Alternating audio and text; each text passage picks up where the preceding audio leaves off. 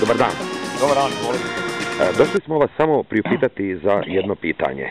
Naime, dugo niste bili u svom gradu Slavonskom Brodu, pa me zanima malo da prokomentirate sljedeće događaje. Čuli smo da se promijenio na glavnom brodskom korzu, da je postavljen kip od vaše najpoznatije brodske spisateljice. Da, i šta vi mislite? Šta ja mislim o tome, jel? Da. Pa ovako ćemo iskreno, jel? Kao prvo, ja za nju nikad nisam ni čuo, tu Ivanu, jel tako? Brlić Mažuranić, niste nikad čuli? Nešto mi je onako mutno, kao prvo.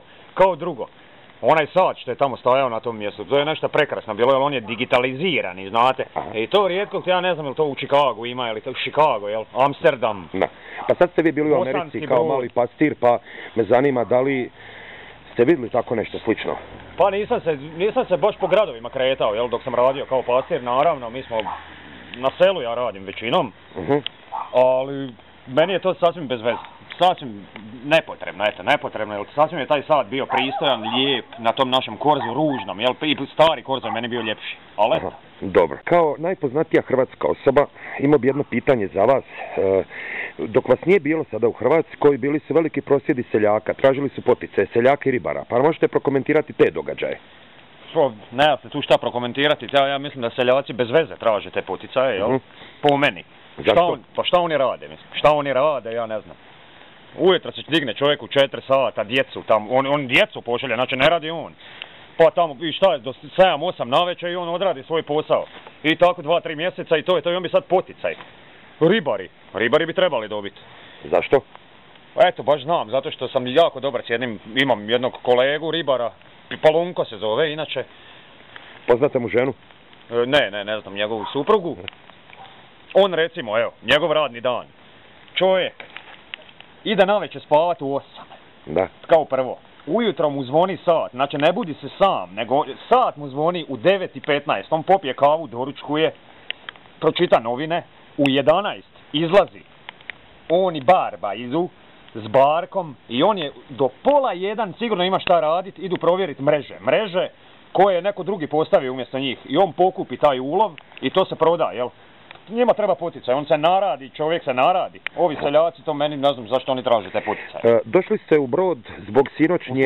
U Slavonski Brod zbog sinoćnje motorijade 8 megabajkerskih susreta. Bili ste prisutni tom? Ne, nisam. Niste bili? Ne, ali sam došao radi toga, jel? Da budem prisutan u gradu, jel?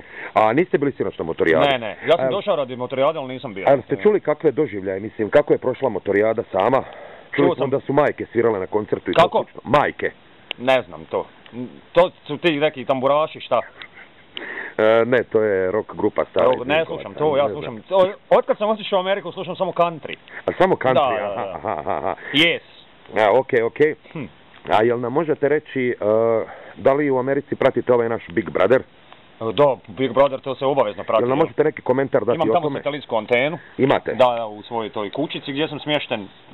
Fantastično nešto. Ali nam možete dati svoj neki komentar o tome?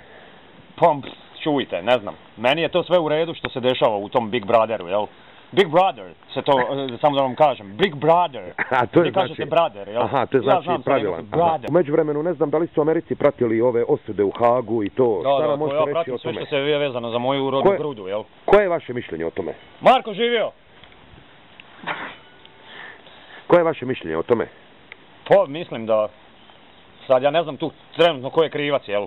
Ovaj kaže ovaj, ja ne znam, stvarno nemam pojma, ja ne znam ni točno o kakvim se to papirima radi. Neki transkripti, jel tako? Da, transkripti, ali ja ne znam sad točno kako to izgleda ni ništa, pa vam ne bi mogao baš detaljno komentirati, jer ne znam ko je to dao, kome. Vidim da držite neku interesantnu knjigu u ruci, zove, možete nam reći kakva je to knjiga? To mi je knjiga, to je meni gospodin Vlada dao. Evo, imate vi više tih da, imam livatskih voditelja, to je... To sam išao, dobro, to je samo godinu dana trajao taj tečaj.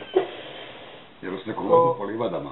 Da. Naporno bilo, jel te? Bilo je naporno i išli smo i po snijegu i kiši i sunce. Gospođa je što je vas zamijenila, ona je išla kad je snijeg baš bio, ona mi je u stvari pokazivala, jer ona kao ima iskustva, ja sad. A kad ste išli po potpis za put u Ameriku? Da, tad je on to meni dao. Ova gospođa što je došla na moje mjesto, je li tako?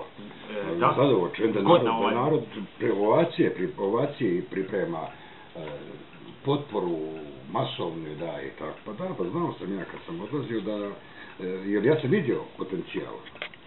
To je, knjiga se zove Transkript. Pa baš ono što smo nešto razgovarali, ti transkripti neki, jel? Da, Da, što znači, transkripti, topnički dnevnici su kod vas. Pa ja ne znam je li to, ali meni je to gospodin Vlado dao, jel? O, moj Bože, ekskluzivno za NBCCR otkrili smo tko je odnio topničke dnevnike. Odnio ih je mali pastir. I da li ste vi te topničke dnevnike prosljeđivali netkome? Pa, ne, ja ne. Niste da... Pa nikom ja nikom to nisam davao, ne. Nego? Ne.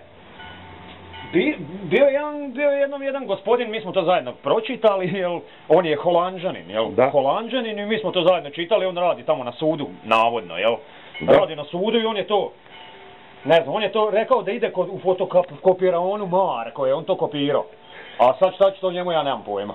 Ne znam, to je kod mene, eto. Ne znate kako se zvao taj gospodin? Pa nemam pojma, ne. Nije Carla Del Ponte možda? Ne, gospodin, ne znam kako se zvao. Nije Carla? Van der Sar, tako nekako. Ne znam. Aha. Dragi gledatelji, mislim, ova reportaža je krenula neželjenim tokom, o sljedećim zbivanjima bit ćete izvješćeni.